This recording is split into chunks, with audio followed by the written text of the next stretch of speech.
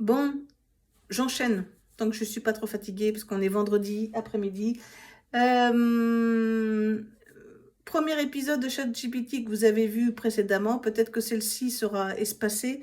J'ai envie de lui poser des questions à ce robot, à ce iRobot. Donc, je vous retourne sur ChatGPT, puis on va lui poser d'autres questions. Alors, si vous avez vu l'épisode précédent, je lui avais posé des questions autour de qui est à l'origine de l'arabe celtique en France, et il nous a répondu différentes choses. Alors, qu'est-ce que je pourrais lui poser comme question par exemple, on pourrait lui poser comme question, justement, je vais lui poser cette question.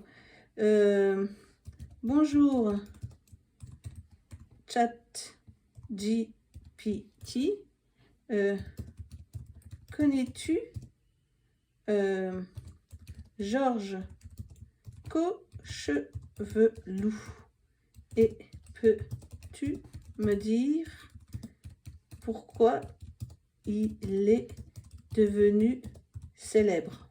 Là, je lui tends un peu la perche, hein, mais on va voir s'il a dans sa base de données ce nom-là. Parce que ce nom-là, là, je vais vous le dire d'avance, c'est le père d'Alan Stivell.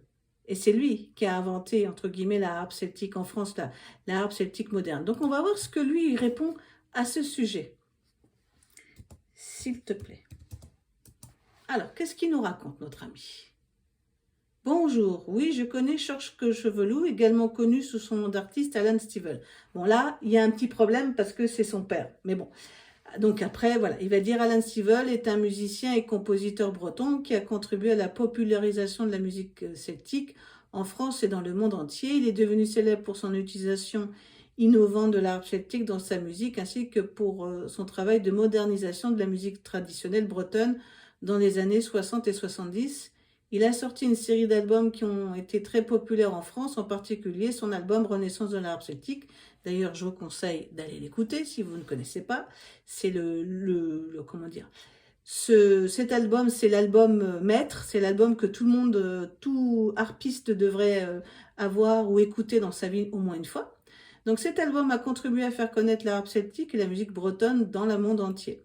Alan Stivell est également connu pour avoir fusionné la musique traditionnelle celtique avec d'autres genres musicaux, notamment le rock, le jazz et la musique électronique. Il a travaillé avec de nombreux autres musiciens et artistes au fil des ans, contribuant à étendre son influence de la musique celtique dans d'autres genres musicaux. Alors, là, ce qui est bien et ce qui est pas bien, c'est que il sait que Alan Stivell s'appelle Cochevelou, sauf que George, c'était son père. Et que lui, effectivement, avant de s'appeler Stivell, il s'appelait Alan Cochevelou. Voilà, donc là, il a fait un petit amalgame parce que c'est quand même pointu comme question, mais il est pas, voilà, il a su quand même répondre à la question un petit peu à côté, mais en même temps en trouvant des informations sur le père et le fils, quoi. On va voir autre chose, parce que comme il prend des sources sur des informations officielles, on va voir s'il connaît Èvre Dolphy. Connais-tu Èvre Dolphy? C'est-à-dire mon nom officiel. On va voir s'il arrive à rechercher. Oui, je suis... ah non, pas du tout. Ah oui, c'est intéressant. Alors attendez, qu'est-ce qu'il est en train d'écrire? Il parle d'une personne que... C'est pas moi. D'accord. Ok, alors voilà ce qu'il dit. Il dit, oui, je suis au courant d'Èvre Dolphy, elle est une musicienne, artiste et écrivaine française née en 49 à Paris. Non, je suis pas née en 49.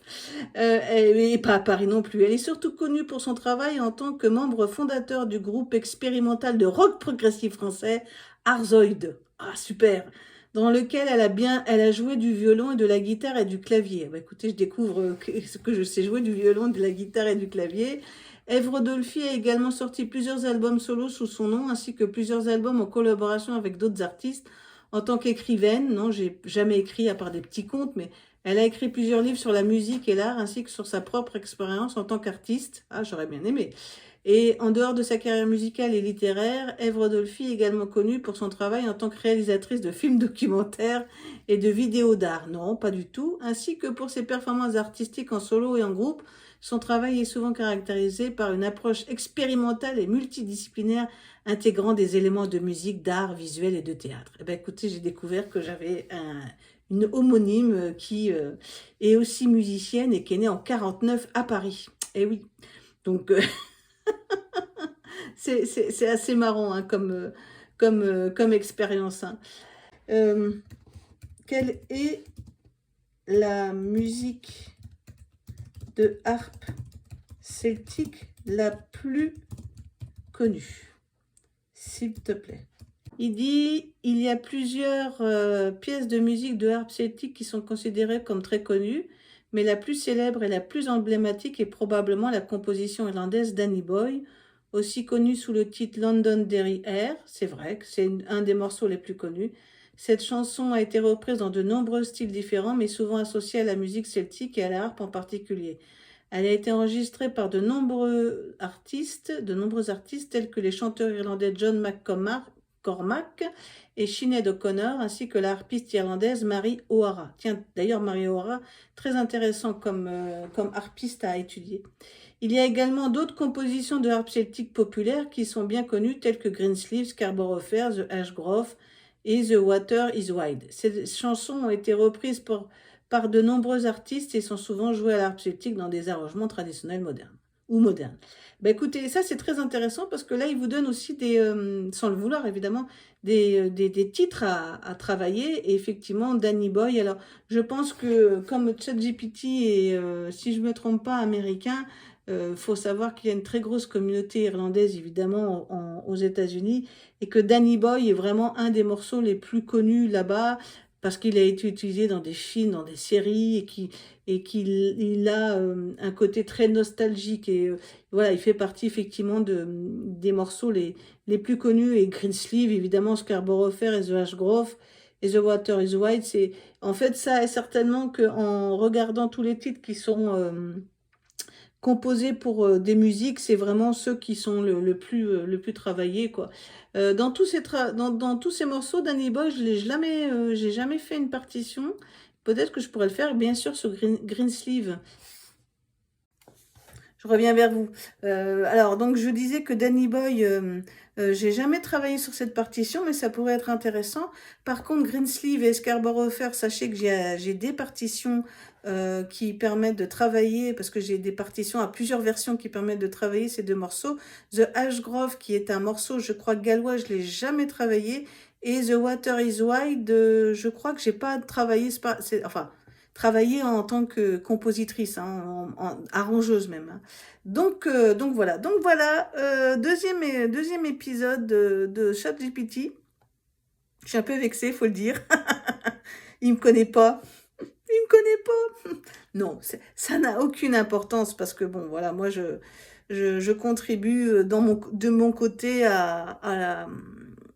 au travail de l'harpe celtique et puis si je repars dans l'anonymat, c'est très bien, c'est pas l'important c'est que cet outil soit intéressant pour faire des recherches et par contre moi le conseil que je vous donnerais pour finir c'est de prendre cette base-là et après de vérifier les informations. Parce que vous voyez, quand il dit qu'il connaît Ève Rodolphi et qu'elle est née en 49 à Paris, alors peut-être qu'effectivement, je vais voir si je trouve une personne qui est née en 49 à Paris qui a mon prénom et mon nom, sachant qu'en plus c'est mon nom d'épouse. Hein. Donc est-ce qu'il existerait une autre Ève Rodolphi? Pourquoi pas, on ne sait jamais. Mais voilà, il faut recouper les informations et être sûr que les informations qu'il a données étaient justes, parce que de temps en temps, il y a des petits trucs, et c'est normal, c'est qu'un robot, vous voyez. Donc voilà, ben écoutez, ça a été une bonne expérience, n'hésitez pas si vous avez des suggestions, parce que moi je pense que je vais continuer à le chipoter un peu comme on dit là-bas, par là-bas, et ouais, je voulais le faire, et puis j'ai pas été déçue, voilà. Peut-être que je ferai d'autres épisodes, parce que je trouve ça assez amusant. Voilà, dans tous les cas, je vous dis à bientôt, salut.